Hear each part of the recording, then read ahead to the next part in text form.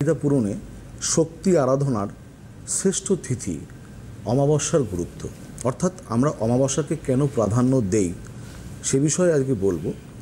আলোচনা করবার আগে বলি, সেটা হচ্ছে একজন জ্যোতিষী হিসাবে আমার প্রধান কর্তব্য নিজেকে এবং প্রত্যেককেই গ্রহ এবং নক্ষত্রগত যে সকল দুর্যোগ আছে সে সকল দুর্যোগ থেকে সবাইকে রক্ষা করা।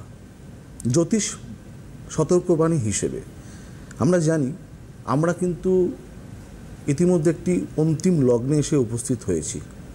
কর্তব্যপরায়ণ, নীতিপরায়ণ, দণ্ডাধিকারী মহারাজ শনির গোচর হচ্ছে মীন রাশির ভাবে, যার ফলে কিছু রাশির যেমন সাড়ে সাতি কুপ্রভাব কাটবে, কিছু রাশির শুরু হবে, কিছু রাশির অষ্টক শনি এবং কণ্টক শনি কাটবে এবং কিছু রাশির শুরু হবে।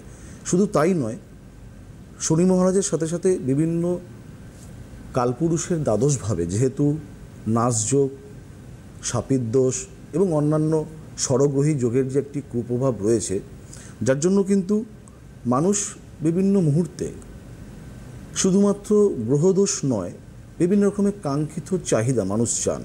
সেটা ভালো কর্ম হতে পারে, শিক্ষা হতে পারে, উচ্চশিক্ষা হতে পারে, পারিবারিক সুখ বৃদ্ধির জন্য হতে পারে, বিভিন্ন ক্ষেত্রে। তো যাই হোক,